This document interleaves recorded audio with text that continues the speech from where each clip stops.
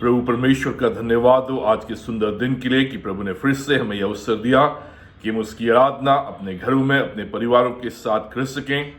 आज नए वर्ष में हमने प्रवेश किया है।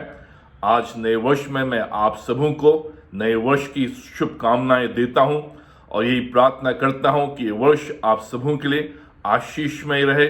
इस वर्ष में प्रभु आपकी कल्पनाओं को, आपके मनोरथों को पूरा करे और 2021 आप सबों के लिए आशीषमय रहे, फलवंत रहे, खुशहाल रहे और प्रभु इस वर्ष में और भी अधिक आपको अपनी संगति में, अपनी सामर्थ में बढ़ाए, जिससे कि इस वर्ष में हम परमेश्वर के बड़े बड़े कार्यों को अपने जीवनों में, अपने परिवारों में, अपनी कलीसिया में देख सकें और प्रभु की सामर्थ को अपने जीवन में देख सकें और प्रभु इस वर्ष आप सबों को उठाए, बढ़ाए, उन्नति करे और उस मार्ग में चलाए जो मार्ग उत्तम है, जिसके द्वारा हम प्रभु की महिमा कर सकें। फिर से आप सबों को नए वर्ष की शुभकामनाएं, प्रभु की आशीष आपके जीवन में, आपके परिवार में इस पूरे वर्ष बनी रहे।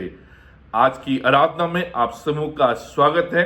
आज के मनन के लिए जो पाठ मैंने चुना है वो पाया जाता है फिलिपियों की पत्री, उसका 3 अध्याय 12 पद से 16 पद तक। Philippians chapter 3 versus 12 to 16। आज जब हम नए वर्ष में प्रवेश करते हैं तो आज का जो संदेश रहेगा वो नए वर्ष पर आधारित रहेगा और इस वर्ष में आपके सामने एक संदेश को लाकर रखूंगा जिसके द्वारा आप इस वर्ष में अगर उन बातों को अपने जीवन में अपनाएं, उनको अप्लाई करें और उन बातों के आधार पर पूरे वर्ष चलें तो प्रभु की सामर्थ, प्रभु की आशीष, प्रभु की अगुवाई, उसका मार्गदर्शन आपके जीवन में बराबर बना रहेगा।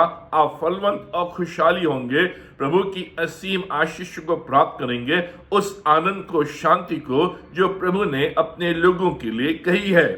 9 वर्ष की 9 बातें, नए साल की 9 बातें, 9 कमिटमेंट्स फॉर 2021। अब ये 9 बातें मैं आज आपके समक्ष रखूंगा, जिन 9 बातों के आधार पर मेरी प्रार्थना है कि आप सभी और मैं इन 9 बातों को लेकर इस पूरे वर्ष चले, जिससे कि हम जान सकें कि इन 9 बातों का पालन करने के द्वारा जो परमेश्वर के वचन के द्वारा इस नए वर्ष के आरंभ में हमें दी गई हैं और परमेश्वर इन 9 बातों के द्वारा हमारे जीवन में खुशहाली को लेके आएगा, हमारे परिवारों में खुशहाली को लेके आएगा, हमारी कलीसिया में खुशहाली को लेकर आएगा, हमारे कार्य क्षेत्र में खुशहाली को लेकर आएगा। और हम इस बात को देखेंगे कि कैसे अगर हम इन 9 बातों के आधार पर पूरे वर्ष अपने जीवन को व्यतीत करते हैं तो प्रभु की वास्तविक सामर्थ को, उसकी वास्तविक आशीष को, उसके वास्तविक आनंद को हम अपने जीवन में, अपने परिवार में, अपने कार्य क्षेत्र में अनुभव करेंगे। अब हम हर वर्ष नए संकल्प लेते हैं, नए रेजोल्यूशंस लेते हैं, नए कमिटमेंट्स करते हैं, नए प्रॉमिसेस करते हैं कि प्रभु इस वर्ष मैं इन बातों को करूंगा, प्रभु इन वर्ष को मैं इन बातों को त्यागूंगा। और हम 1 सप्ताह या 2 सप्ताह बीतने के पश्चात उन कमिटमेंट्स को भूल जाते हैं, उन संकल्पों को भूल जाते हैं, उन रेजोल्यूशंस को भूल जाते हैं जो हमने वर्ष के आरंभ में बनाई हैं। अब ये 9 संकल्प, 9 कमिटमेंट्स, 9 रेजोल्यूशंस, 9 प्रतिज्ञाएं मैं आपके समक्ष रख रहा हूं इस खंड के आधार पर, परमेश्वर के वचन के आधार पर। और मेरी ये प्रार्थना है कि इन 9 प्रतिज्ञाओं को जो आज आप आराधना के दौरान या आराधना समाप्त होने के बाद लेते हैं, इन पर अटल रहें, इन पर बने रहें। रेजोल्यूशंस इसलिए नहीं लेते हैं कि उनको हम भूल जाएं। प्रतिज्ञाएं हम इसलिए नहीं करते हैं कि उनको हम भूल जाएं, कमिटमेंट्स हम इसलिए नहीं बनाते हैं कि उनको भूल जाएं, लेकिन उन पर टिके रहें। वर्ष के आरंभ में परमेश्वर हमें अपने वचन के द्वारा इस वर्ष में 2021 में 9 कमिटमेंट्स करने को कहता है। वो आपको और मुझे आमंत्रित कर रहा है, इनवाइट कर रहा है कि इस वर्ष में मैं तुम्हें फलवंत करूंगा, इस वर्ष में मैं तुम्हें आशीषित करूंगा, इस वर्ष में मैं तुम्हारे परिवार में चंगाई को लेकर आऊंगा, इस वर्ष में मैं तुम्हारे अन्न और जल में आशीष दूंगा, इस वर्ष में मैं तुम्हारे परिवार को बढ़ाऊंगा, इस वर्ष में मैं तुम्हें तुम्हारे कार्य क्षेत्र में आगे बढ़ाऊंगा, उन्नति और तरक्की दूंगा। लेकिन मैं तुम्हें इनवाइट करता हूं, मैं तुमसे मांग करता हूं, मैं तुम्हें आमंत्रित करता हूं कि इन 9 बातों का पालन करो पूरे वर्ष, और फिर आप देखो कि कैसे मैं स्वर्ग से आशीषों को तुम्हारे जीवन में लेकर आता हूं। और इसलिए जो ये 9 प्रतिज्ञाएं आज मैं आपके समक्ष रख रहा हूं, 9 बातें जो परमेश्वर के वचन से हमें मालूम होती है और परमेश्वर हमसे मांग कर रहा है, उन संकल्पों को हम पूरे वर्ष बनाए रखें। जो भी आज हम निर्णय लेते हैं, जो भी आज हम संकल्प करते हैं, जो भी आज हम कमिटमेंट करते हैं, वो प्रभु की वेदी के सामने, प्रभु के घर में, प्रभु के भवन में, प्रभु के समक्ष उसकी उपस्थिति में, और प्रभु से कहें, प्रभु इस पूरे वर्ष में इनको दोहराऊंगा और इनके आधार पर अपने जीवन को व्यतीत करूंगा। अगर हम इनका पालन करेंगे तो मैं इस बात की गारंटी देता हूं परमेश्वर के वचन के आधार पर कि परमेश्वर आपके जीवन में एक सिग्निफिकेंट चेंज लेकर आएगा, एक महत्वपूर्ण बदलाव को लेकर आएगा, एक आशीषमय जीवन को देगा, जिससे कि इस पूरे वर्ष आप जान सकें कि प्रभु की सामर्थ आपके जीवन में है, प्रभु की आशीष आपके जीवन में है, प्रभु की उपस्थिति बराबर आपके साथ बनी हुई है। इन बातों को मैं आज आपके समक्ष रखना चाहूंगा। पहली बात जो परमेश्वर हमसे इस वर्ष में मांग करता है, अपने अतीत को भूलें। Forget your failures, forget your past। पहली बात जो परमेश्वर हमें इस वर्ष में स्मरण दिलाना चाहता है और हमसे मांग कर रहा है कि तुम अपने अतीत को भूलो, अपने पास्ट को भूलो, अपने फेलियर्स को भूलो, जो भी कमी कमजोरियां इस पूरे वर्ष 2020 में हुई हैं उनको भूलकर आगे बढ़ना है। जो कुछ भी 2020 में आपके साथ हुआ है उसको भूलना है, उसको लेकर आगे ना चलें। और यहां पर परमेश्वर का वचन बताता है, फिलिपियोस का 3 अध्याय 13 और 14 पद में पौलुस कहता है, परंतु केवल वह एक काम करता हूं कि जो बातें पीछे रह गई हैं उनको भूलकर आगे की बातों की ओर बढ़ता हुआ निशाने की ओर दौड़ा चला जाता हूं, ताकि वो इनाम पाऊं जिसके लिए परमेश्वर ने मुझे मसीह यीशु में ऊपर बुलाया है। मैं एक बात इस वर्ष में, इस साल में करता हूं, जो बातें पीछे रह गई हैं उनको भूलकर, forgetting what is behind and straining forward. जो जो बातें पौलुस कह रहा है मेरे जीवन में पिछले वर्षों में हुई हैं, पिछले वर्ष हुई हैं, बीते हुए दिनों में हुई हैं, इस वर्ष के आरंभ में हुई हैं, जो मुझे नोचती थी, जो मुझे काटती थी, जो मुझे गिराती थी, जो मुझे परेशान करती थी, जो अशांति देती थी, जो मेरे मन में कड़वाहट को लेकर आती थी, मेरे मन में दुविधा को लेकर आती थी, जो भी कार्य मैंने किसी भी गलत रूप में किए हैं, असफलताएं मेरे जीवन में आई हैं, असफल मेरे कार्य हुए हैं, गलत निर्णय मैंने लिए, उन सारी बातों को भूलकर अब मैं इस नए वर्ष में निशाने की ओर दौड़ा चला जाता हूं। जो भी गलती आपसे 2020 में हुई है उनको भूलना है। वो भूल गया, पौलुस कह रहा है, मैं भूल गया हूं, अब मैं पुरानी यादों के बंधन में नहीं हूं, अब मैं पुरानी बातों के बंधन में नहीं हूं, अब मैं पुराने जो असफल कार्य मेरे जीवन में पिछले वर्ष हुए थे, उससे पहले हुए थे, उनके बंधन में नहीं हूं। जो भी बातें मुझसे गलत रूप में हुई थी या मैं उनमें असफल रहा था, अब मैं उनको भूल जाता हूं। जो भी बातें हैं मेरे सामने, मेरे आंखों के सामने, मैं उनको भूलता हूं, चाहे वो संबंधों के संबंध में क्यों ना हो। अगर मेरे संबंध खराब थे मेरे परिवार में, उन संबंधों को मैं भूलकर मैं नए रूप में संबंधों को स्थापित करता हूं। जो भी गलत निर्णय मैंने अपने जीवन में पिछले पूरे वर्ष लिए थे या उससे पहले लिए थे, उन गलत निर्णयों के आधार पर उनके जो परिणाम थे गलत थे, उनको मुझे भुगतना पड़ा, उससे पीड़ा और तकलीफ आए, उन गलत निर्णयों को मैं भूलता हूं। जो भी गलत बातें मेरे जीवन के द्वारा मेरे बच्चों के साथ हुई, मैं उनकी देखरेख अच्छे रूप में नहीं कर पाया, उनकी परवरिश अच्छे रूप में नहीं कर पाया, उनको अच्छी शिक्षा नहीं दे पाया, उसके द्वारा मेरे अंदर अपराधी भावना, मेरे अंदर गिल्ट, उन बातों को मैं भूलता हूं।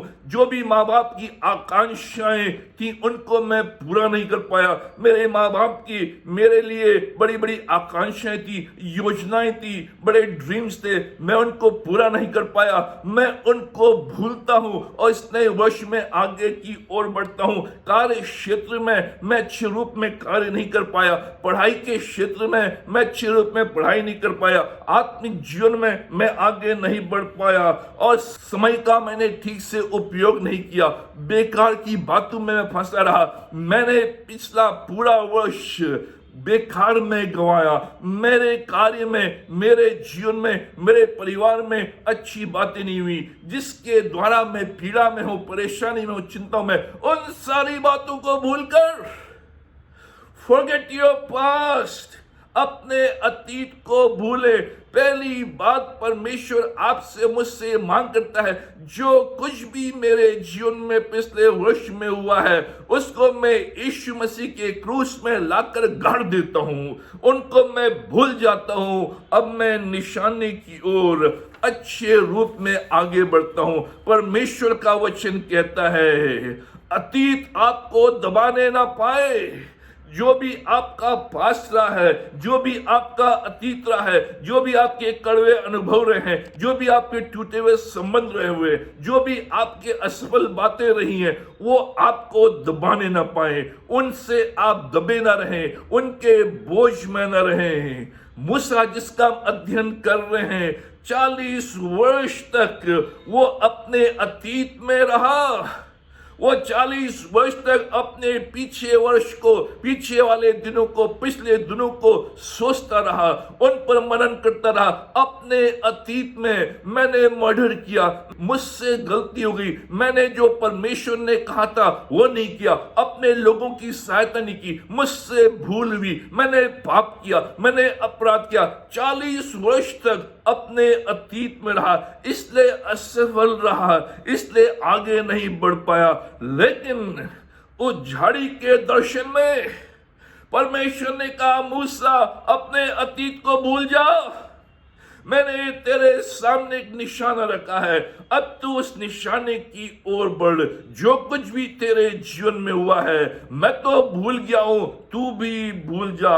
ये नया वर्ष, ये अच्छा मौका है, ये गोल्डन अपॉर्चुनिटी है कि हम अपने अतीत को दबा दें, अपने अतीत को भूल जाएं, अपने अतीत को परमेश्वर के वेदी में लाकर रख दें और परमेश्वर से कहें, परमेश्वर तू मेरी सहायता कर, जिससे कि इस नए वर्ष में मैं नई कामनाओं के साथ, नए मनोरथों के साथ, नए सपनों के साथ, नए ड्रीम के साथ आगे बढ़ सकूं। मैं अपने जीवन को एक असफल जीवन के रूप में अब व्यतीत नहीं करना चाहता हूं। तूने मुझे माफ किया है, उस क्षमा को मैं अनुभव करता हूं, उस क्षमा के आधार पर मैं अपने जीवन में प्रवेश करता हूं। प्रिय मित्रों, आज जब इस नए वर्ष में आप प्रवेश करते हैं 2021 में, प्रभु कह रहा है, जो कुछ भी तूने गलत किया है, जो कुछ भी तेरे जीवन में गलत हुआ है, जिसके कारण तू पीड़ित चिंतित है, उसको भूल और निशाने की ओर चल। मैं तेरी सहायता करूंगा। एक बात जो मैं करता हूं, पौलुस कह रहा है, एक बात जो मैं करता हूं, जो कुछ भी मेरा अतीत है उसको भूलकर अब मैं आगे बढ़ता हूं। ये 2021 आगे बढ़ने का वर्ष है, उन्नति का वर्ष है, उज्जवल वर्ष है, भविष्य की ओर बढ़ने का वर्ष है, परमेश्वर की सामर्थ्य को पाने का वर्ष है, नए रूप में जीवन व्यतीत करने का वर्ष है, नए मार्ग में चलने का वर्ष है, नई संभावनाओं के साथ आगे बढ़ने का वर्ष है, नई कल्पनाओं को लेकर, नए स्वप्नों को लेकर, नए विचारों को लेकर ये संकल्प कि प्रभु मैं आज अपने अतीत को भूलकर नई शुरुआत के साथ इस नए वर्ष में मैं आगे बढ़ना चाहता हूं, जिससे तेरी सामर्थ्य के द्वारा, तेरी आशीष के द्वारा, तेरे बड़े कार्यों के द्वारा मैं अब इस 2021 में एक सफलता का जीवन, एक आशीषमय जीवन, एक भरपूरी का जीवन व्यतीत कर सकूं। पहली बात परमेश्वर आपसे मांग कर रहा है, अपने अतीत को भूलें। दूसरी मांग परमेश्वर आज आपसे कर रहा है, दुर्भावना को निकालें। जो कुछ भी आपके जीवन में, आपके मन में, आपके हृदय में बुरी भावनाएं हैं, कड़वाहट है, एक दूसरे के प्रति बुरी भावना है, दुर्भावना है, ग्रजेस है, गांठ है, उनको निकाले। प्रभु का वचन कह रहा है कि जो गांठ तेरे हृदय में लगी हुई है, जो दुर्भावना तेरे जीवन में, तेरे हृदय में कई वर्षों से बैठी हुई है, जो कड़वाहट तेरे हृदय में वर्षों से बैठी हुई है, जो बुरी भावना तेरी दूसरों के प्रति वर्षों से बैठी हुई है, जो ग्रजेस तेरे शरीर में, तेरे जीवन में, तेरे हृदय में वर्षों से बैठी हुई है, उनको निकाल।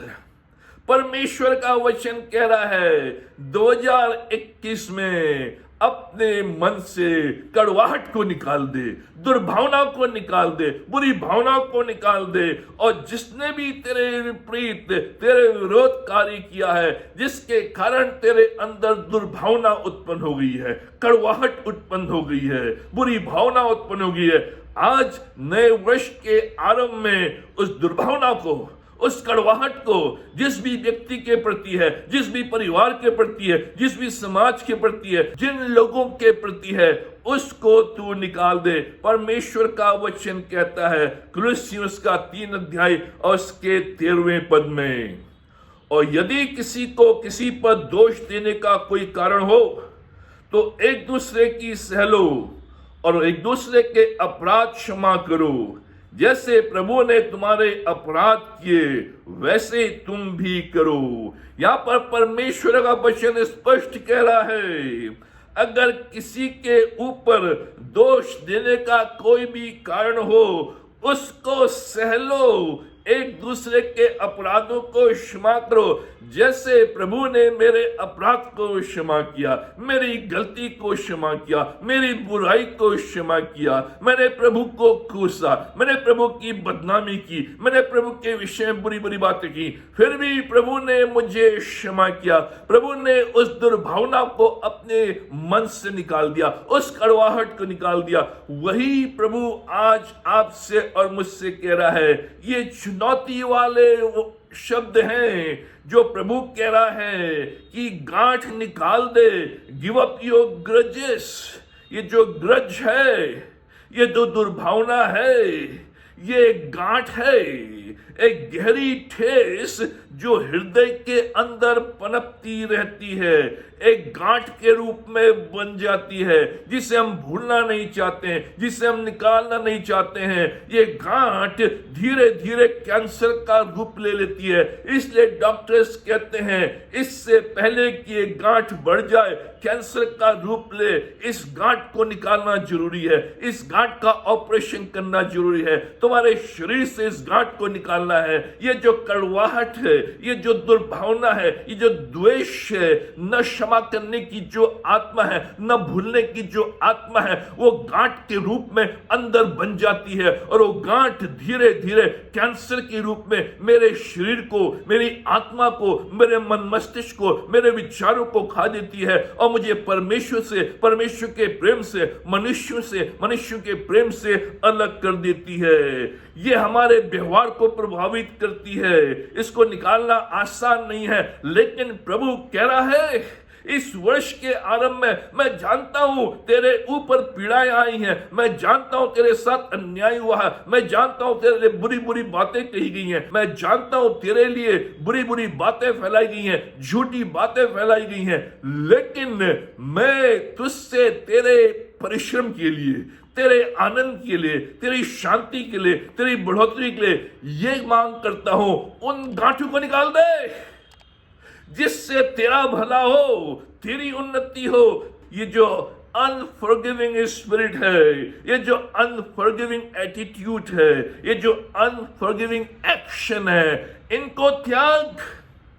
ये जो न क्षमा करने वाली आत्मा है, ये एक ऐसी आत्मा जो मेरे व्यवहार को प्रभावित करती है, मेरे एक्शन को प्रभावित करती है। परमेश्वर कह रहा है इनको हार्बर मत कर, ये विनाशक हैं, ये डिस्ट्रक्टिव हैं, ये तेरे जीवन से आशा को निकाल देगी, तेरे जीवन से शांति को भंग कर देगी, तेरे जीवन से आनंद को ले लेगी, तेरे शरीर का खून चूस लेगी। ये गांठ है, इस गांठ को पनपने न दे। ये जो ग्रजेस हैं, ये जो कड़वाहट है, ये जो दुर्भावना है, एक छोटी गांठ के रूप में हमारे अंदर धीरे धीरे पनपती है और बड़ी गांठ हो जाती है, जिसके द्वारा एक कैंसर, आत्मिक cancer, emotional cancer, physical cancer, जिससे हमारे विवाह बर्बाद हो जाते हैं, हमारे परिवार टूट जाते हैं, मित्रता में कड़वाहट और वाद विवाद और बिगाड़ आ जाता है, कलीसिया में विभाजन आ जाता है। यही कड़वाहट है, यही दुर्भावना है जो गांठ हमारे अंदर बन जाती है। उसके द्वारा आज कलीसियाओं में विभाजन आ गया है, लड़ाई झगड़े हैं, क्योंकि हमने अपने अंदर उस गांठ को पनपने दिया है। आज जो कलीसिया की जो सबसे बड़ी बीमारी है वो कड़वाहट की बीमारी है। हमने एक दूसरे के प्रति गांठ अपने अंदर बांध ली है, एक दूसरे के प्रति हमने कड़वाहट की भावना, और वो कड़वाहट इतनी बढ़ गई है कि वो एक गांठ का रूप धारण कर लेती है, और जिसके द्वारा मेरा शरीर कैंसर से भर गया है। मैं क्षमा करने के लिए तैयार नहीं हूं, मैं आगे बढ़ने को तैयार नहीं हूं, मैं बर्बाद करने के लिए तैयार हूं। मैं खुद भी बर्बाद होऊंगा और उसको भी बर्बाद करूंगा। प्रिय मित्रों, आज जो भी गांठ आपके अंदर है, जो भी ग्रज आपके अंदर है, जो भी कड़वाहट आपके अंदर है, जो भी दुर्भावना आपके अंदर है, जो भी बुरी भावना आपके अंदर है, प्रभु कह रहा है क्रूस के नीचे लाकर दबा दो, मेरी वेदी में ले आओ, क्योंकि ये तुम्हें बर्बाद कर देगी। ये खतरनाक है जो आपको नुकसान पहुंचाएगी, ये अंदर ही अंदर घाव बनाती है। इस कड़वाहट के द्वारा जो एक गांठ के रूप में पनपती है, उससे आपका ही नुकसान होता है, उससे आपके अंदर जो आनंद है वो समाप्त हो जाता है, आपके अंदर जो अच्छी आत्मा है वो बुरी आत्मा में बदल जाती है, आपके परिवार में नुकसान होता है, आपके स्वभाव को बिगाड़ देती है, आपका आत्मिक जीवन बिगड़ जाता है और आप उसमें आगे बढ़ते हैं, जिससे अंत में आप ही का नुकसान होता है। इसलिए परमेश्वर कह रहा है अपने आप का नुकसान मत कर, उस गांठ को निकालकर फेंक दे आज, जिससे कि जो कैंसर की बीमारी तेरे अंदर इतने वर्षों से फैल रही थी, वो आज तेरे अंदर से निकलकर दूर चले जाए और तू एक स्वस्थ शरीर के साथ, स्वस्थ आत्मा के साथ, स्वस्थ मन मस्तिष्क के साथ, स्वस्थ विचारों के साथ, स्वस्थ भावनाओं के साथ आगे बढ़ सके। प्रिय मित्रों, दूसरी मांग, इस वर्ष के आरंभ में परमेश्वर आपसे मुझसे कहता है, जो भी गांठ है, जो भी कड़वाहट है, जो भी दुर्भावना है, उसको निकाल कर फेंक दे। और इसके द्वारा परमेश्वर हमारे जीवनों में कार्य करेगा। ये हमारे स्वभाव को चिड़चिड़ा बना देती है, अंदर तोड़ मरोड़ को उत्पन्न करती है। ये हो सकता है आपके परिवार में, आपके बीच में हो, पति पत्नी के बीच में वाद विवाद हुआ हो, बच्चों को क्षमा नहीं किया हो, माँ बाप को क्षमा नहीं किया हो, कार्य क्षेत्र में कोई ऐसा व्यक्ति है जिसने आपको पीड़ा दी हो, किसी के साथ वाद विवाद हुआ हो, कांग्रीगेशन में, चर्च में किसी के साथ वाद विवाद हुआ हो। ये सारी बातें हैं जो अंदर ही अंदर पनपती रहती हैं और इस कड़वाहट को वो आगे बढ़ाती है और गांठ का रूप धारण कर लेती है। जो भी हुआ है, किसी के साथ भी, किसी के द्वारा भी, किसी भी परिस्थिति के द्वारा भी, उसको निकाल कर फेंक दे। तीसरी मांग जो परमेश्वर आज आपसे और मुझसे करता है इस नए वर्ष के आरंभ में, कि हम परमेश्वर से कहें, परमेश्वर मैं ये करूंगा। आपसी संबंधों को मजबूत करें। परमेश्वर का वचन कह रहा है, इस वर्ष के आरंभ में जो भी तुम्हारे आत्मिक संबंध हैं, जो भी तुम्हारे आपसी संबंध हैं, उनको मजबूत करो। प्रेम, आदर, मित्र भाव के द्वारा इस वर्ष में आगे बढ़ो। परमेश्वर का वचन कहता है रोमियो उसका 12 अध्याय उसके 18वें पद में, जहां तक हो सके तुम भरसक सब मनुष्यों के साथ मेल मिलाप रखो। परमेश्वर का वचन, प्रयत्न करो, भरसक प्रयत्न करो, अपने द्वारा प्रयत्न करो कि सब मनुष्यों के साथ मेल मिलाप से रहो, संबंधों को मजबूत करो, क्योंकि ये संबंध है जो मेरे जीवन को बढ़ाते हैं। परमेश्वर का वचन है, जब परमेश्वर के वचन को पढ़ता हूं, वो मेरे अंदर चेक लेकर आता है, मेरे अंदर चेतावनी को देता है और मुझे समझाता, सिखाता है कि यहां तेरे संबंध खराब है, इन संबंधों को तुझे आगे बढ़ाना है, जिससे कि जीवन में आगे बढ़ सके। हमारे जो संबंध है पारिवारिक जीवन में, वैवाहिक जीवन में, एक दूसरे के साथ अगर बिगड़े हुए हैं, तो इन दिनों में, इस वर्ष में हमें इस बात को लेकर आना है कि मैं अपने संबंध सुधारूंगा। आज अगर हम अपने परिवार में, पति पत्नी के बीच में या बच्चों के बीच में, हमारे परिवार में कोई भी कलह है, कोई भी ऐसी बात है, उसको हमें ठीक करना है, जिससे कि हमारे संबंध मजबूत हो सके। हम कई बार अपने वैवाहिक जीवन में ये नहीं बोलते कि मैं गलत हूं, आई एम सॉरी, मुझे माफ करो, और उसके द्वारा ही हमारे संबंधों में खराबी आती है। इस वर्ष मैं परमेश्वर के सामने कह रहा हूं कि परमेश्वर, मैं इस वर्ष सुनूंगा ज्यादा, बोलूंगा कम और क्रोध कम करूंगा। हम सुनते कम हैं, बोलते ज्यादा हैं, क्रोध ज्यादा करते हैं, उससे संबंधों में खराबी आती है। और इसलिए हम आई एम सॉरी या मैं गलत हूं नहीं बोल पाते हैं। परमेश्वर तू बता रहा है कि संबंधों को मजबूत करने के लिए मुझे सुनना ज्यादा है, बोलना कम है, और क्रोध और कड़वे शब्दों को मुझे अपने जीवन से दूर करना है। जो भी कड़वे शब्द मेरे जीवन के द्वारा निकले हैं, मेरी पत्नी के प्रति, मेरे बच्चों के प्रति, मेरे माँ बाप के प्रति, मेरे मित्रों के प्रति, मेरे सहयोगियों के प्रति, उन कड़वे शब्दों को मुझे दूर करना है। जो भी ऐसे शब्द मैंने बोले हैं जिसके द्वारा किसी को चोट पहुंची है, किसी को घाव लगा है, उन चोटों को मुझे अब दूर करना है। मुझे बोलना है मुझसे गलती हो गई है, मैंने जाने अनजाने में आपको हर्ट किया है, आपको दुख पहुंचाया है, लेकिन इन संबंधों को मैं मजबूत करना चाहता हूं जिससे कि हम जीवन में आगे बढ़ सके। अभी आसान नहीं है, आई एम सॉरी बोलना, मैं गलत हूं बोलना आसान नहीं है, लेकिन परमेश्वर ये कह रहा है कि उसकी उत्तम आशीष को प्राप्त करने के लिए, उत्तमता के जीवन में आगे बढ़ने के लिए, इस वर्ष में मेरी सामर्थ को प्राप्त करने के लिए ये कदम जो कठिन है लेकिन संभव है उसे उठाना है, जिससे कि मेरा संबंध परमेश्वर के साथ, मेरे परिवार के साथ, मेरे लोगों के साथ भरसक प्रयत्न करने के द्वारा ठीक करूं, जिससे परमेश्वर की आशीष को मैं प्राप्त कर सकूं। Restore your broken relationship.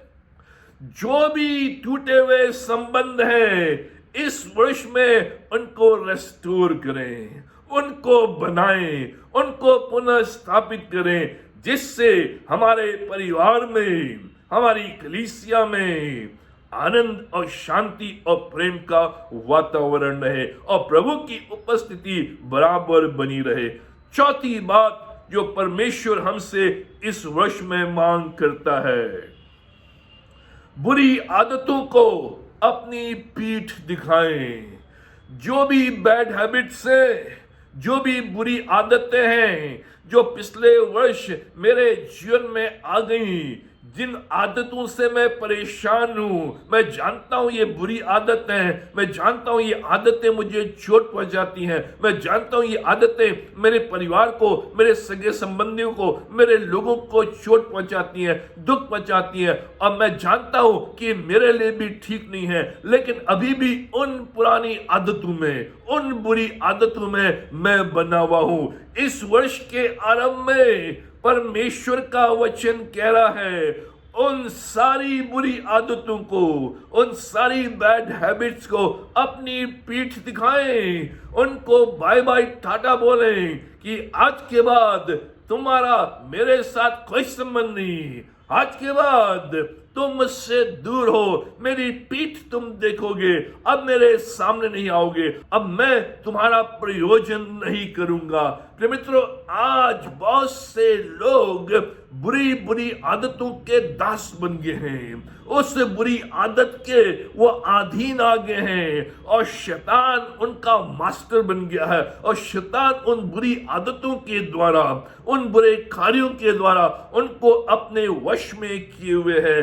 प्रभु उनको स्वतंत्र करना चाहता है। प्रभु ने हमें अपनी आत्मा दी है, अपनी क्षमा दी है, अपने लहू के द्वारा हमें वो धोकर साफ करता है, स्वतंत्र करता है, शैतान और शैतान के बंधनों से मुक्त करता है। उस स्वतंत्रता को मुझे इस वर्ष में प्राप्त करना है कि आज से मैं अब उन बुरी आदतों को, जिनका मैं दास था, शैतान के चलाए चलता था, उन आदतों को मैंने अपने जीवन में स्वामी के रूप में बना लिया था, वही मेरा नियंत्रण करती थी, वही मेरा मार्गदर्शन करती थी, उनको मैं आज पीठ दिखाता हूं।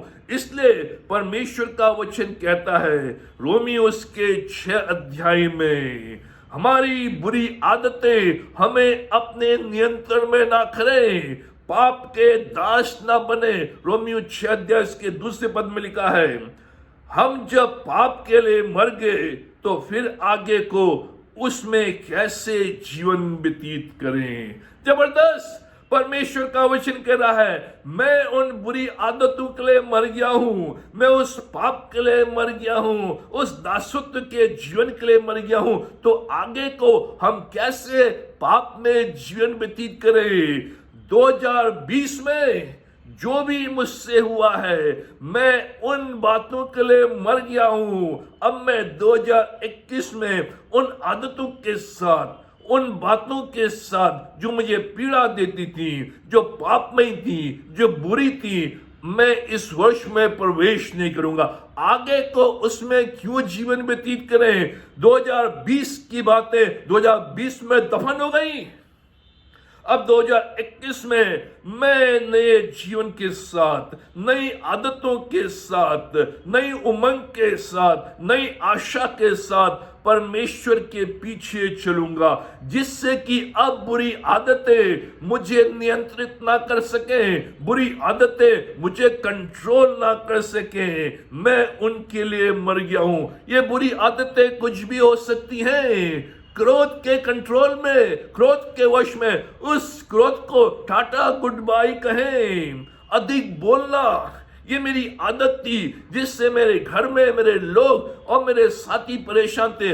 उस अधिक बोलने की आदत को मैं गुड बाय करता हूं। दोषारोपण की जो भी आदत थी, मैं दूसरों के ऊपर दोष लगाता था, मैं उन पर छीटा कशी कसता था, उन बातों को मैं दूर करता हूं। अब से मैं किसी के ऊपर दोष नहीं लगाऊंगा। गाली गलौज करने की आदत, जो धूम्रपान है, स्मोकिंग है, ड्रिंकिंग है, शराब पीने की जो आदत है, पेटूपन, अधिक से अधिक खाने की जो आदत है, काना फूसी की आदत, इधर की बात उधर, उधर की बात इधर, इन बातों को मैं दूर करता हूं। जो शिकायत की आदत मेरे अंदर थी, बार बार कंप्लेन करना, बार बार शिकायत करना, झूठ बोलने की आदत, चोरी करने की आदत, धोखाधड़ी की आदत, आलस्य की आदत, गंदी तस्वीर देखने की आदत। आज बहुत से लोग इंटरनेट में गंदी गंदी तस्वीर, अश्लील तस्वीरें देखते हैं। न केवल नौजवान, बहुत से शादीशुदा लोग भी आज इंटरनेट में बराबर अश्लील तस्वीरें, नंगी नंगी तस्वीरें, बुरी बुरी पिक्चर्स देखती हैं। आज जो उसके वश में है, अश्लील तस्वीरों के वश में, पोर्नोग्राफी के वश में है, गंदी तस्वीरों के वश में है। परमेश्वर कह रहा है, इस दासत्व से निकल। यह जो तेरे जीवन में आ गई है, जो तेरी भावनाओं को खराब कर रही है, तेरे आत्मिक जीवन को खराब कर रही है, तेरे पारिवारिक जीवन को खराब कर रही है, तेरे शरीर को खराब कर रही है, इस अश्लील तस्वीर को देखने के जो भी रोग है, उससे तू निकल। मैं तुझे स्वतंत्र करता हूं। तो मित्रों, आज जितने भी नौजवान हैं, जितने भी शादीशुदा लोग हैं जो आज इस वीडियो को देख रहे हैं, अगर आप पोर्नोग्राफी के वश में हैं, अश्लील तस्वीर बराबर देखते हैं, नंगी नंगी तस्वीरें जो इंटरनेट में बराबर देखते हैं, उसके कंट्रोल में, उसके नियंत्रण में, आज उसको प्रभु की वेदी के सामने लाएं और कहें, प्रभु, इस पूरे वर्ष जो बीत गया है, मैं इन बातों में फंसा रहा। कई बार मैं आने की कोशिश की, कई बार मैंने वहां से निकलने की कोशिश की, लेकिन मैं निकल नहीं पाया। प्रभु, आज मैं तेरी वेदी के सामने आता हूं और तुझसे मैं प्रण करता हूं, ये संकल्प लेता हूं, ये नया वर्ष, इसके आरंभ से ही मैं अश्लील तस्वीर देखने को गुड बाय कहता हूं। मैं पोर्नोग्राफी को गुड बाय बोलता हूं। प्रभु, तू मेरी सहायता कर, जिससे कि आज के दिन के बाद, इस पूरे वर्ष, मेरी आंखें उधर न जाएं, मेरा ध्यान उधर न जाए, परमेश्वर के वचन की ओर जाए, परमेश्वर की गीतों की ओर जाए, अच्छी अच्छी बातों की ओर जाए, जिससे मेरा जीवन संभल सके। प्रिय मित्रों, ये आज आप प्रभु के सामने करें। अगर आज आप इन वादों को लेते हैं, इन संकल्पों को लेते हैं, परमेश्वर आपके जीवन को बदल सकता है। कार्य क्षेत्र में जो भी कार्य आपका है, कई लोग अपने कार्य को टालते हैं। प्रोकास्टिनेशन, आज नहीं, मैं कल करूंगा, परसों करूंगा, ये कार्य को टालने की जो बुरी आदत है, उससे दूर कि प्रभु, आज इन सारी बुरी आदतों को, जिनका मैं शिकार हो गया था, जिसके गिरफ्त में मैं आ गया था, कंट्रोल में आ गया था, प्रभु, आज मैं उन सारी बातों को तेरी वेदी के ऊपर लाता हूं। मित्रों, आज इस नए वर्ष के आरंभ में जो भी बुरी आदतें आज जो इस वीडियो के द्वारा आप सुन रहे हैं, अगर आपके जीवन में है, उसको गुड बाय बोले, जिससे कि इस नए वर्ष में परमेश्वर की असीम आशीषों को, उसकी सामर्थ को अपने जीवन में अनुभव कर सकें। पांचवी बात जिसकी मांग परमेश्वर आज आपसे मुझसे करता है, इस पूरे वर्ष के लिए समय का उपयोग ठीक से करें। परमेश्वर कह रहा है, समय का उपयोग ठीक से करें। इफिसियों उसका 5 अध्याय 15 से 17 पद में कहा गया है, अवसर को बहुमूल्य समझो, क्योंकि दिन बुरे हैं। समय का उपयोग करो, क्योंकि समय बहुमूल्य है, समय कम है और दिन बुरे हैं। परमेश्वर का वचन बड़े स्पष्ट रूप में हमसे कह रहा है, जो भी तुमने 2020 में समय के प्रति अपने व्यवहार को रखा, समय का उपयोग ठीक से नहीं किया, उसको बहुमूल्य नहीं समझा और उसको आपने बुरी बुरी बातों में और ऐसे ही बर्बाद कर दिया। लेकिन 2021 के आरंभ में मैं तुमसे मांग करता हूं कि जीवन में आगे बढ़ने के लिए, तरक्की करने के लिए, मेरी सामर्थ्य को प्राप्त करने के लिए समय का उपयोग ठीक से करें, क्योंकि समय कम है, समय बहुमूल्य है और दिन बुरे हैं। अगर हमने अपने समय का जो प्रभु ने हमें दिया है उसका उपयोग ठीक से नहीं किया, तो परमेश्वर का वचन कह रहा है ये दिन बुरे हैं। इन बुरे दिनों में तुम फंस जाओगे, बुराई में फंस जाओगे, बुरे कामों में फंस जाओगे और बुरी बातें तुम्हारे ऊपर प्रबल होंगी। इसलिए समय को अच्छे रूप में प्रयोग करो। अवसर को, जो भी परमेश्वर ने आपको अवसर दिया है, जो भी परमेश्वर ने आपको मौका दिया है, जो भी परमेश्वर ने आपको समय दिया, उसको बर्बाद न करें। इसलिए यहां पर परमेश्वर का वचन कह रहा है, ध्यान से देखो, बी वेरी केयरफुल। जो समय आपका इस पृथ्वी के ऊपर है वो निर्धारित है, वो बहुत कम है लेकिन बहुमूल्य है। इसलिए ध्यान से सोच समझकर इस समय का प्रयोग करो, क्योंकि हमें मालूम नहीं हम कितने वर्ष इस संसार में जीवित रहें, हमें मालूम नहीं कितने समय तक हमें इस पृथ्वी के ऊपर रखा गया है। क्योंकि परमेश्वर का वचन कहता है आयु के दिन 70 या बल के कारण 80 वर्ष हो जाएं, जल्दी कट जाते हैं और हम जाते रहते हैं। ये परमेश्वर का वचन है जो स्पष्ट रूप में हमारे सामने लेकर आता है कि जो हमारे आयु के दिन है वो निर्धारित किए गए हैं। 70 वर्ष है या बल के कारण 80 वर्ष हो जाए, लेकिन वो जल्दी कट जाते हैं और एक समय आता है हम इस संसार से निकल जाते हैं। और परमेश्वर का वचन स्पष्ट रूप में कहता है कि हमें मालूम नहीं हमारे आयु के दिन कितने हैं। हम नहीं जानते हैं कि 30 वर्ष है, 40 वर्ष है, 50 वर्ष है, हमें मालूम नहीं है। इसलिए समय को बहुमूल्य समझो, क्योंकि हम कभी भी जा सकते हैं, कभी भी हमारा अंत हो सकता है, कभी भी हमारी मृत्यु हो सकती है, कभी भी हमें इस संसार से उठा लिया जा सकता है। इसलिए जो परमेश्वर ने समय दिया है उसको हम जाने, क्योंकि आयु के दिन गिने हुए हैं, हमारे जो डेज हैं वो नंबर्ड है। हम इसको बढ़ा नहीं सकते, घटा नहीं सकते। ये नहीं कह सकते परमेश्वर मैंने 30 साल बर्बाद कर दिए हैं, मुझे 30 साल और दे जिससे कि उन 30 सालों को मैं फिर से अच्छे रूप में व्यतीत कर सकूं।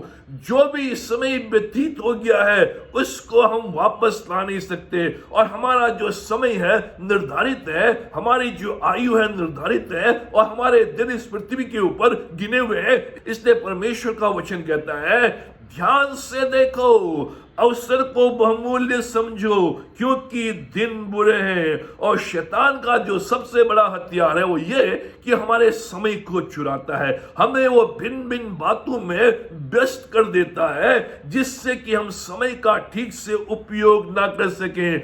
आज हम अपना जो समय है गलत गलत बातों में व्यतीत कर रहे हैं। परमेश्वर कह रहा है 2020 में हो सकता है तुमने अपना समय पाप में व्यतीत किया, हो सकता है तुमने अपना समय पार्टी और बार्स में व्यतीत किया, हो सकता है तुमने अपना समय गैम्बलिंग में, ताश खेलने में, जुआ खेलने में व्यतीत किया, हो सकता है तुमने अपना जो समय है वो बुरी बुरी बातों में व्यतीत किया, तुमने अपना समय एक दूसरे के साथ गॉसिप करना, एक दूसरे के साथ कानाफूसी करना और दूसरों के विरोध में, दूसरों के बारे में बुरी बुरी बातों को फैलाना, इसमें तुमने व्यतीत किया हो सकता तुमने अपना समय अधिक से अधिक समय टीवी देखने में, व्हाट्सएप में, फेसबुक में, आलस्य में, नींद में व्यतीत किया हो। ऐसे तुमने अपना समय बर्बाद किया, उस समय को तुमने बहुमूल्य नहीं समझा, इन सारी बातों में तुमने अपने समय को व्यतीत किया। लेकिन अब जो 2021 है, इसमें प्रवेश करने के द्वारा परमेश्वर ने जो भी समय तुम्हें दिया है, उस समय को निर्धारित करते हुए, उस समय को बहुमूल्य जानते हुए आगे बढ़ना है। यह परमेश्वर का वचन है। अब परमेश्वर इस वर्ष में मैं अपना समय अच्छे कार्यों में, अच्छी बातों में, प्रगति में और कार्य में आगे बढ़ने में, आत्मिक जीवन में आगे बढ़ने में व्यतीत करूंगा। जो भी मेरा समय आलस्य में बीता, जो भी मेरा समय नींद में बीता, जो भी मेरा समय व्हाट्सएप, फेसबुक, ट्विटर में बीता, जो भी मेरा समय टीवी वॉच करने में बीता, जो भी मेरा समय इधर उधर खाली घूमने में बीता, जो भी मेरा समय गॉसिप में और एक दूसरे की बदनामी करने में व्यतीत हुआ, उसको मैं भूलकर अब मैं परमेश्वर इस नए वर्ष में इस प्रण के साथ, इस संकल्प के साथ कि इस वर्ष में मैं अपने समय को अच्छे रूप में व्यतीत करूंगा। छठी बात जो परमेश्वर हमसे मांग करता है, महत्वपूर्ण बातों पर ध्यान दे। जो भी महत्वपूर्ण बातें हैं उन पर पहले ध्यान दे। प्राथमिकताएं, प्रायोरिटीज, जो भी मुख्य मुख्य बातें हैं, जो भी अच्छी अच्छी बातें हैं, जो भी इंपॉर्टेंट बातें हैं, फर्स्ट थिंग फर्स्ट, उन पर ध्यान देना है, प्राथमिकताओं को जानना है।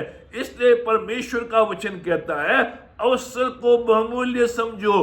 क्यों अवसर को बहुमूल्य समझो? क्योंकि दिन बुरे हैं।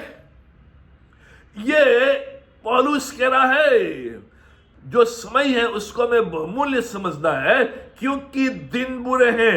इसलिए महत्वपूर्ण बातों पर ही ध्यान देना है, आलतू फालतू की बातों में नहीं। मेरे जीवन में प्राथमिकताएं हो। परमेश्वर हमसे मांग कर रहा है, जैसे बुरी बातें हमारे समय का मांग करती हैं, उसी प्रकार से अच्छी बातें भी हमसे मांग करती हैं। अच्छी बातें करने के लिए भी हमें प्राथमिकता की जरूरत होती है। जैसे बुरी बातें करने के लिए हमसे मांग आती है कि अपना समय दे, अपनी प्राथमिकता दे, अपने ध्यान को दे, उसी प्रकार से जो अच्छी बातें हैं उनको करने के लिए भी मांग है। प्राथमिकताएं हैं, समय है जिसको हमें देना है। इसलिए प्रभु यीशु मसीह ने लूका उसका 10 अध्याय 41 पद में वो मार्था से कहता है, हे मार्था, तू बहुत बातों के लिए चिंता करती और घबराती है, लेकिन जो एक बात आवश्यक है उसको तूने नजरअंदाज किया है। बहुत सी बातों के लिए तू चिंतित है, बहुत सी बातों के लिए तू घबराती है। ऐसी बातें जो ज्यादा इंपॉर्टेंट नहीं है, ऐसी बातें जो ज्यादा महत्वपूर्ण नहीं है। तेरा जो ध्यान है, तेरा जो विचार है, तेरा जो कंसंट्रेशन है, वो महत्वपूर्ण बातों में नहीं है। ठीक है, वो बातें भी हैं, लेकिन वो अधिक महत्वपूर्ण नहीं है। एक बात जो सबसे अधिक महत्वपूर्ण है वो ये कि तेरे घर में परमेश्वर आया है, तेरे घर में यीशु आया है और तू उसको छोड़कर अन्य कार्यों में व्यस्त हो गई है। महत्वपूर्ण कार्य। प्रिय मित्रों, इस वर्ष में हमें प्राथमिकताओं को जानना है। मेरे लिए महत्वपूर्ण कार्य क्या है? मेरे लिए फर्स्ट थिंग फर्स्ट क्या है? कई बार हम कई कार्यों में उलझ जाते हैं।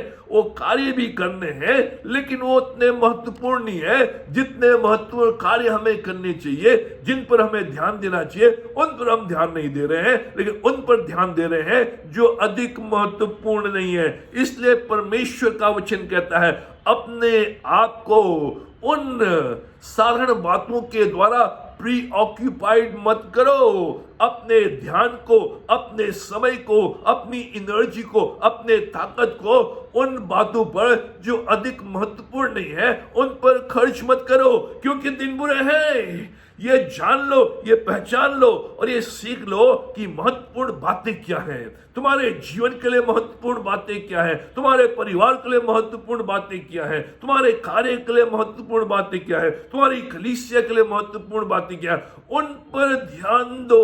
First thing first. इसलिए परमेश्वर का वचन हमें बताता है कि हमें उन बातों पर ध्यान नहीं देना है जो हमारे जीवन में चिंताओं को लेकर आती हैं, दबाव को लेकर आती है। इसलिए परमेश्वर मार्था से कह रहा है, तू बहुत बातों के लिए चिंता करती है और घबराती है। आज इस समय में जो सबसे बड़ी बीमारियां हैं वो कैंसर, कोरोना वायरस नहीं है। एक डॉक्टर हैं, डॉक्टर रिचर्ड, वो अपनी किताब में बताते हैं कि आज इस समय में जो सबसे बड़ी बीमारियां हैं वह है चिंता और दबाव। ये दो बीमारियां मनुष्य को खा रही हैं। कैंसर बड़ी बीमारी नहीं, कोरोना बड़ी बीमारी नहीं। जो सबसे बड़ी दो बीमारियां इस संसार में, इस युग में पाई जाती हैं वो चिंता और दबाव, और उसके लिए वो शब्द यूज करते हैं ओवरलोड। आज जो मनुष्य है वो ओवरलोड है, भार में है, चिंता का भार है, दबाव का भार है। भार का मतलब है क्षमता से अधिक हम अपने शरीर के ऊपर ले रहे हैं, वह है भार। अगर क्षमता से अधिक आप किसी चीज को लेते हैं तो नुकसान पहुंचाती है। लिफ्ट में अगर 10 लोगों की क्षमता है जाने की, अगर 20 लोग चले जाएंगे और लिफ्ट टूट जाएगी। वही इस बात को वो डॉक्टर बता रहे हैं। ये जो दबाव है, ये जो चिंता है, ये एक लोड है। मनुष्य आज ओवरलोडेड है, भार में है। किस भार में है? दिनचर्या का भार। दिन भर जो कार्य करता है उसका भार, उससे ये भार सताता है, उसके ऊपर ये भार है कि मुझे ये करना है, मुझे ये करना है, मेरी ये गतिविधियां हैं, मुझे इस अपॉइंटमेंट में जाना है, मुझे इस जगह जाना है, मुझे ये कार्य करना है, मुझे बच्चों को ले जाना है, मुझे शॉपिंग करना है, मुझे खेल के लिए जाना है, मुझे कार्य करना है। मनुष्य के ऊपर दिनचर्या का भार, डेली लोड, उस लोड से वो भरा हुआ है, वो भार उसके ऊपर है। ये महत्वपूर्ण नहीं है कि उसे क्या क्या करना है, क्योंकि उसे मालूम नहीं है, वो समझ नहीं पाया है, इसलिए वो हर कार्य में इन्वॉल्व हो गया है। उस कार्य को उसने अपने ऊपर बना लिया। उसका भार, वस्तुओं का भार। आज मनुष्य वस्तुओं के भार से दबा हुआ है। अलमारियां चीजों से भरी हुई हैं, गोदाम चीजों से भरे हुए हैं, रखने के लिए जगह नहीं है। और मनुष्य खरीदते जा रहा है, और ये कैसे खरीद रहा है? ऋण में, क्रेडिट कार्ड से खरीद रहा है। और वस्तुओं को तो एकत्रित कर रहा है, लेकिन उसका ऋण भी बढ़ता चला जा रहा है। उसके घर में वस्तुएं रखने की जगह नहीं है, फिर भी वो खरीद रहा है। आज लोग गाड़ी खरीद रहे हैं, लेकिन गाड़ी रखने की जगह नहीं है। लोग वस्तुएं खरीद रहे हैं, वस्तुएं रखने की जगह नहीं है। वस्तुएं खरीद ली है, गाड़ियां खरीद ली है, रखने की जगह नहीं है, और रात भर नहीं सोते हैं कहीं कोई चोरी ना कर ले, कहीं कोई मेरा शीशा जो गाड़ी का है वो ना तोड़ दे। वस्तुओं का भार, कार्य का भार।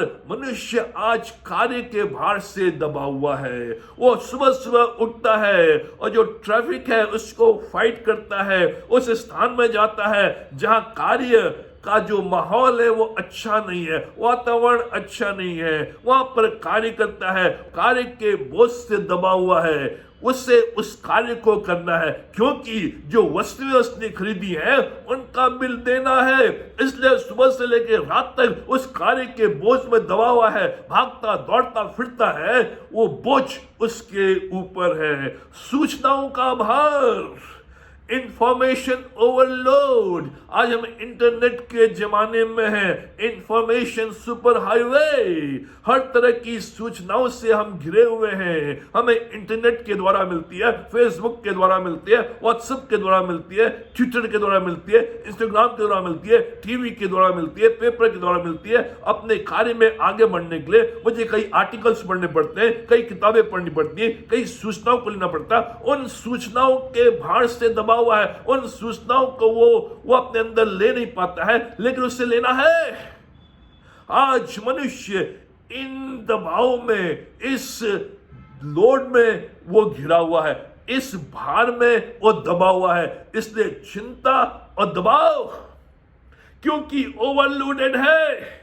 उस ओवरलोडेड होने के द्वारा चिंता और दबाव उसके जीवन में है। और इसलिए परमेश्वर का वचन इस वर्ष के आरंभ में आपसे मुझसे कह रहा है, प्राथमिकताएं क्या महत्वपूर्ण आपके जीवन के लिए है, उनको आप देखें, उन पर ध्यान दें। इस वर्ष परमेश्वर ने आपको 8,760 घंटे दिए हैं, 8,760 आवर्स दिए हैं, और उसमें से करीबन 10 घंटे चले गए हैं। ये घंटे आपके पास बचे हैं। 8,760 में से 10 घंटे चले गए हैं, आपके पास 8,750 आवर्स घंटे बचे हुए हैं। परमेश्वर कह रहा है, निर्बुद्धि ना हो, लेकिन समझो कि प्रभु की इच्छा क्या है। इन 8,750 आवर्स को आप कैसे प्रयोग करते हैं, क्या प्राथमिकताएं आपकी हैं। परमेश्वर का वचन कह रहा है, प्राथमिकता नंबर 1, परमेश्वर के साथ समय व्यतीत करें। इससे पहले कि आप अन्य कामों में अपने आप को व्यस्त करें, परमेश्वर के साथ समय, परमेश्वर के वचन को पढ़ना, प्रार्थना करना, संगति करना, यह प्राथमिकता।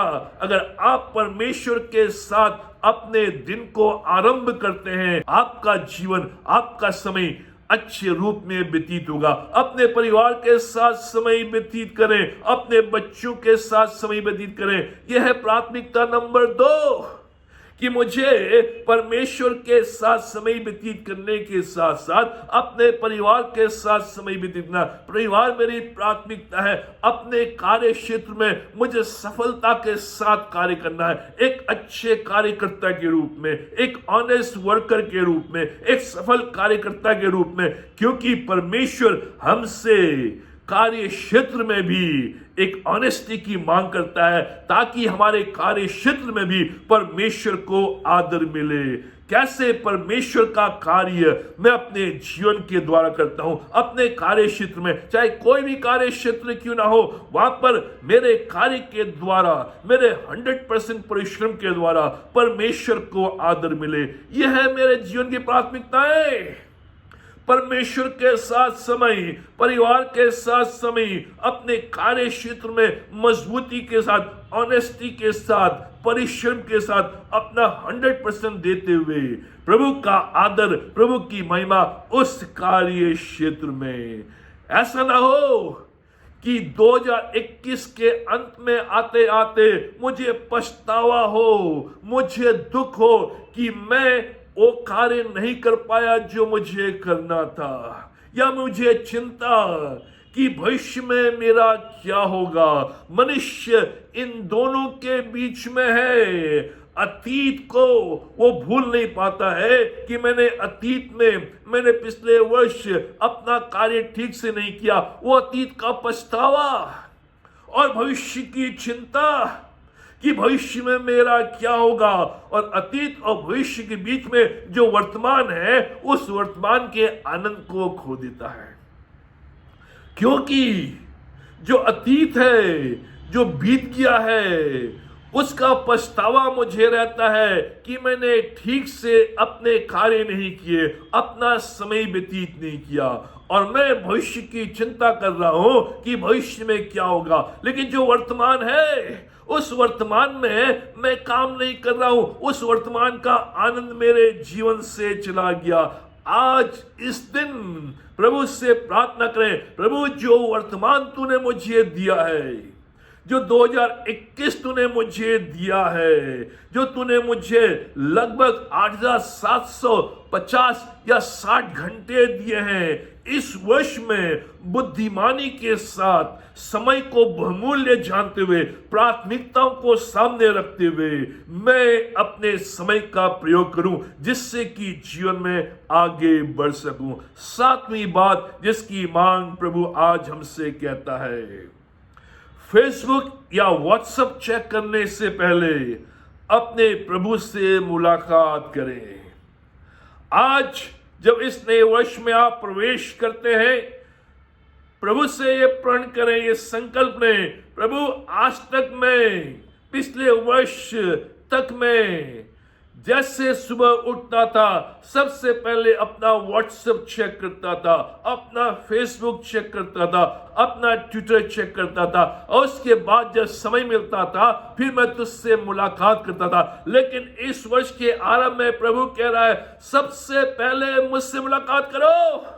इससे पहले कि अपने सेल फोन में तुम व्हाट्सएप को देखो, ट्विटर को देखो, फेसबुक को देखो, बाइबल खोलो, परमेश्वर के वचन को पढ़ो, और जो गीत वहां है प्रभु के उनको सुनो, और जो प्रार्थना है उस प्रार्थना करो, उस प्रार्थना को करो। सबसे पहले जो मुलाकात मेरी हो वो फेसबुक से ना हो, वो व्हाट्सएप से ना हो, वो ट्विटर से ना हो, लेकिन जीवित परमेश्वर से हो। मित्रों, ये आपके जीवन को बदल देगा, ये आपकी दिशा को बदल देगा, ये आपके दशा को बदल देगा। अगर मैंने इस वर्ष ये ठान लिया कि इस पूरे वर्ष सबसे पहले जब मैं उठूंगा, अपने सेलफोन को जब मैं खोलूंगा, मैं परमेश्वर के वचन को सुनूंगा, मैं परमेश्वर के गीतों को सुनूंगा, और मैं परमेश्वर के साथ प्रार्थना करूंगा। उससे सबसे पहले मुलाकात जो मेरे जीवन को बनाने वाला है, जो मेरी जीवन को आगे बढ़ाता है, जो मेरे जीवन में उन्नति लेकर आता है, जो मेरे परिवार को बनाता है, जो मुझे सफलता और आगे बुद्धिमान बनाता है, उस परमेश्वर से सबसे पहले मुलाकात करूंगा। और उसके बाद फेसबुक, उसके बाद ट्विटर, उसके बाद व्हाट्सएप। मित्रों, ये करना जरूरी है। सीक फर्स्ट हिज किंगडम, पहले उसके राज्य और धर्म की खोज, बाकी बातें सब हो जाएंगी। सबसे पहले परमेश्वर को खोजना है, उसके राज्य को खोजना है। ये फेसबुक, व्हाट्सएप, ट्विटर गलत नहीं है, इनको भी हमें यूज करना है, लेकिन सबसे पहले मित्रों, यह है मेरी प्रायोरिटी, परमेश्वर से मेरी मुलाकात, जो मेरे जीवन का मालिक है, जो सृष्टि करता है, जिसके पास मेरे जीवन की सारी संभावनाएं हैं, सारी कुंजियां हैं, उससे मुझे मुलाकात करनी है। उसके बाद अन्य कार्य। मित्रों, आज जब आप इस वीडियो को सुन रहे हैं, आज परमेश्वर के साथ ये निर्णय लें कि प्रभु, इस वर्ष में जो 10 घंटे बीत गए, लेकिन जो मेरे पास 8,750 घंटे हैं, अब जब भी मैं सुबह उठूंगा सबसे पहले तुझसे मुलाकात करूंगा, तेरे समक्ष आऊंगा, तेरी उपस्थिति में आऊंगा, तेरे वचन से अपने आप को तृप्त करूंगा, अपनी प्रार्थनाओं को तेरे समक्ष लेकर आऊंगा, तेरे सुंदर गीतों के द्वारा अपने मन मस्तिष्क को मैं तरोताजा करूंगा, जिससे कि मेरा जीवन आगे बढ़ सके। आपका दिन अच्छा जाएगा अगर आप सबसे पहले परमेश्वर से मुलाकात करेंगे। आठवीं बात जिसकी मांग परमेश्वर आपसे मुझसे इस नए वर्ष में करता है, बाइबल की किसी भी एक पुस्तक का अध्ययन करें।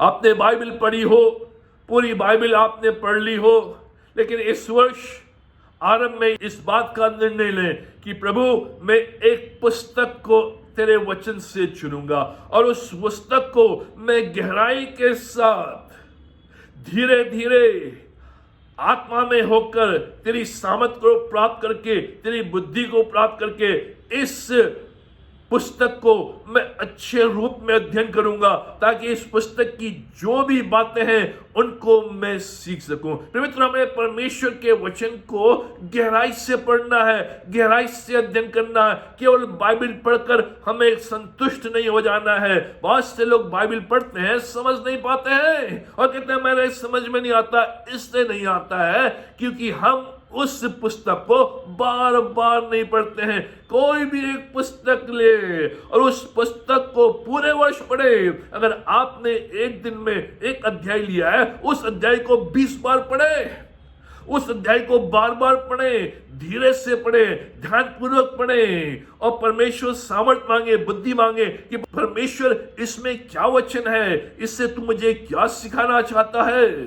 अगर आप धीरे धीरे ध्यानपूर्वक इसको पढ़ेंगे और एक एक शब्द को, एक एक सेंटेंस को पढ़ेंगे, तो आपको परमेश्वर के वचन के गुण भेद मिलेंगे, आपको मिस्ट्रीज मिलेंगे और आप देखेंगे कि इसको मैंने कई बार पढ़ा लेकिन मेरे समझ में नहीं आया। लेकिन जब मैं धीरे धीरे बार बार ध्यान के साथ और जो भी सहायक वस्तुएं हैं उनको लेते हुए मैं पढ़ रहा हूं, तो परमेश्वर उसके द्वारा आपको अपने वचन में से ज्ञान देगा, उन बातों को बताएगा जो आपने आज तक नहीं सीखी हैं, गुण भेदों को। इसलिए प्रिय मित्रों, इस वर्ष एक पुस्तक को चुने, एक पुस्तक को चुने, चाहे वो उत्पत्ति की पुस्तक हो, चाहे वो निर्गमन की पुस्तक हो, चाहे वो प्रकाशित वाक्य हो, चाहे नए नियम से यूहन्ना की पुस्तक हो, कोई भी एक पुस्तक जिसे आप सोचते हैं कि मैं इसे ध्यानपूर्वक पढ़ सकता हूं, और उस पुस्तक को धीरे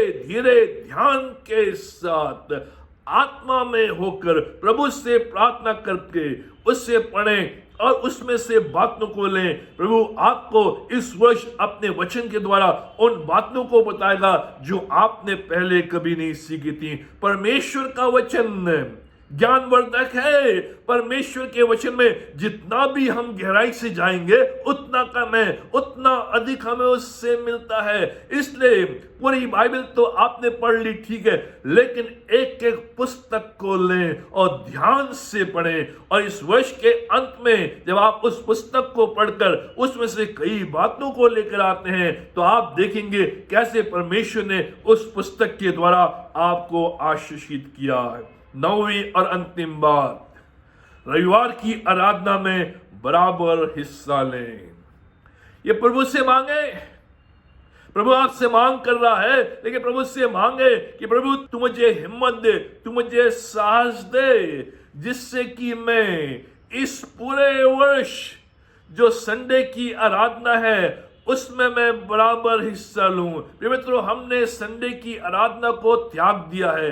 हम कई बार परमेश्वर के इस पवित्र दिन को मानते नहीं है, इसको हम ठीक से मनाते नहीं है, हमने बड़े हल्के रूप में लिया है और इसलिए हम परमेश्वर के सामने हल्के ठहरे हैं। इन दिनों लॉकडाउन के पीरियड में अपने घरों में संडे की आराधना करते हैं, लेकिन बहुत से परिवार हैं जो संडे की आराधना अपने घरों में नहीं कर रहे हैं। बहुत से लोग हैं इसको आसानी से ले लिया है, चाहे हम घर में हो चाहे हम चर्च में हो, संडे की आराधना में बराबर हिस्सा लेना है। ये प्रभु की ओर से आज्ञा है, ये प्रभु की ओर से मांग है। उस दिन हम परमेश्वर के साथ मेल मिलाप करते हैं, उस दिन परमेश्वर के साथ वार्तालाप करते हैं, उस दिन परमेश्वर के साथ सामूहिक रूप में संगति करते हैं, परमेश्वर की आराधना करते हैं, जिसके द्वारा मेरे जीवन में सामर्थ और शक्ति आती है। मित्रों, आज इस नए वर्ष के आरंभ में परमेश्वर के सामने कमिट करें कि प्रभु इस वर्ष में मैं संडे की आराधना में बराबर हिस्सा लूंगा, चाहे मेरे घर में वो आराधना हो, चाहे वो चर्च में हो या हॉल में हो, मैं बराबर अपने चर्च भवन में जो तूने मुझे अपनी कलीसिया दी है उसमें बराबर मैं हिस्सा लूंगा, उसमें बराबर मैं अपना योगदान दूंगा, जिससे कि मैं तेरी आराधना अन्य लोगों के साथ भी कर सकूं। इन दिनों लॉकडाउन के पीरियड में अपने घर में अपने परिवार के साथ मिले संडे की आराधना बहुत महत्वपूर्ण है। और इस वर्ष प्रभु से कहें, प्रभु तू मेरी सहायता कर ताकि मैं बराबर तेरी आराधना में बना रहूं। मित्रों, ये 9 बातें नए वर्ष के लिए, 9 बातें 9 वर्ष के लिए, इन 9 बातों को आज परमेश्वर आपको दे रहा है और आपसे मांग कर रहा है कि इस वर्ष मैंने तुम्हारे सामने खुली मेज रखी है, मैंने तुम्हारे सामने उन्नति रखी है, तुम्हारे भविष्य को उज्जवल रूप में रखा है, तुम्हें आशीष देना चाहता हूं, तुम्हें सामर्थ देना चाहता हूं, तुम्हें आगे बढ़ाना चाहता हूं। लेकिन मैं चाहता हूं कि इन 9 बातों को बराबर इस वर्ष में मानते रहें, इसका पालन करते रहें, इसको अप्लाई करते रहें, जिससे कि तुम्हारा जीवन मेरे ग्रहण योग्य हो और तुम मेरे साथ बराबर संगति करते हुए आगे बढ़ो। प्रिय मित्रों, मेरी ही प्रार्थना है कि प्रभु इस नए वर्ष में 2021 में आपकी और मेरी सहायता करे कि 9 बातों का पालन करते हुए हम प्रभु की असीम आशीष को प्राप्त करें। और जब हम इस वर्ष के अंत में आते हैं और पीछे मुड़कर देखें तो ये कह सकें कि प्रभु जो 9 बातें तूने मुझसे मांगी थी उनका मैंने अनुसरण किया है और आज इस वर्ष के अंत में मैं गवाही देता हूं कि तूने मुझे फलवंत किया, तूने मुझे आशीषित किया, तूने मुझे चंगाई दी, तूने मेरे मनोरथों को पूरा किया, तूने मेरी कल्पनाओं को पूरा किया, मेरी योजनाओं को पूरा किया, मुझे, मेरे परिवार को, मेरे कार्य को, मेरी कलीसिया को आगे बढ़ाया। ये गवाही 2021 के अंत में आप दे सकेंगे अगर हम इन 9 बातों का पालन करें। प्रभु आप समूह की सहायता करें और इस नए वर्ष में प्रभु आपके साथ रहे, आपके परिवार के साथ रहे, आपके मनोरथों को पूरा करे और आशीषित करे। आइए हम प्रार्थना करें। हमारे महान जीवेश्वर शक्तिमान परमेश्वर पिता, हमारे हृदय धन्यवाद से भरे हुए हैं क्योंकि तूने हमारे जीवन में, हमारे परिवारों में, हमारी कलीसिया में बड़े बड़े कार्य किए हैं। आज हम जो कुछ भी हैं और जो कुछ भी हमारे पास है वो केवल तेरे अनुग्रह के द्वारा है। हम धन्यवाद देते हैं पिता परमेश्वर, पिछले पूरे वर्ष 2020 में तूने हमें संभाला। हालांकि कई उतार चढ़ाव उस वर्ष आए, कई प्रकार की बीमारियां, तकलीफें आई, कोरोना वायरस, लॉकडाउन, उससे हम प्रभावित हुए, लेकिन पिता परमेश्वर तूने अपने लोगों को संभाला, उनकी सहायता की। हम धन्यवाद देते हैं कि तूने हमारे जीवनों को संभाला, हमारे बच्चों को संभाला, हमारे परिवारों को संभाला, हमारे कार्य क्षेत्र में हमारी मदद की, हमारी कलीसिया में तूने आशीष दी। हम धन्यवाद देते हैं पिता परमेश्वर, इसलिए पूरे वर्ष तेरा सामर्थ्य हमारे जीवन में बना रहे। हम प्रार्थना करते हैं पिता परमेश्वर, जो भी जाने अनजाने में पिछले वर्ष हमसे गलतियां हुई है, असफलताएं हुई है, कमी कमजोरी हमारे जीवन में आई है, हम उनको यीशु की वेदी में लाते हैं, यीशु के क्रूस में गाड़ देते हैं। और जब हम इस नए वर्ष का आरंभ करते हैं, इस नए वर्ष में प्रवेश करते हैं 2021 में, पिता परमेश्वर पिछली सारी बातों को भूलकर हम आगे बढ़ते हैं, निशाने की ओर दौड़े चले जाते हैं, जिससे कि उस मुकुट को हम प्राप्त करें जो मुकुट तूने हमारे लिए रखा है। पिता परमेश्वर तुम्हारी सहायता कर कि जो 9 बातें तूने आज अपने वचन के द्वारा हमें दी है, इन 9 बातों का पालन करने में हमारी सहायता, रक्षा और मदद करें। इस पूरे वर्ष हमारे परिवारों को संभाल, हमारे बच्चों को संभाल, हमारी सेवाओं को संभाल, हमारे कार्यों को संभाल, जिससे कि तेरी असीम आशीष को अपने जीवनों में, अपने परिवारों में, अपने बच्चों में, अपनी कलीसिया में, अपनी सेवाओं में, अपने कार्यों में देख सके। पिता परमेश्वर तुम्हारी सहायता, ये वर्ष हमारे लिए आशीषों से भरा हुआ वर्ष रहे, उन्नति से भरा हुआ वर्ष रहे, खुशहाल वर्ष रहे। और पिता परमेश्वर तेरे महान आशीष को, तेरी असीम आशीष को, तेरी उपस्थिति को, तेरी समर्थ को इस पूरे वर्ष अपने जीवनों में अनुभव कर सके। तुम्हारी सहायता, रक्षा, ये सब कुछ अपने उद्धारकर्ता प्रभु यीशु मसीह के नाम में होकर मांगते हैं, आमीन। अब प्रभु यीशु मसीह का अनुग्रह, पिता परमेश्वर का प्रेम और पवित्र आत्मा के संग हम सबों के साथ और विशेष करके इस प्रिय परिवार के साथ आज और हमेशा तक बने।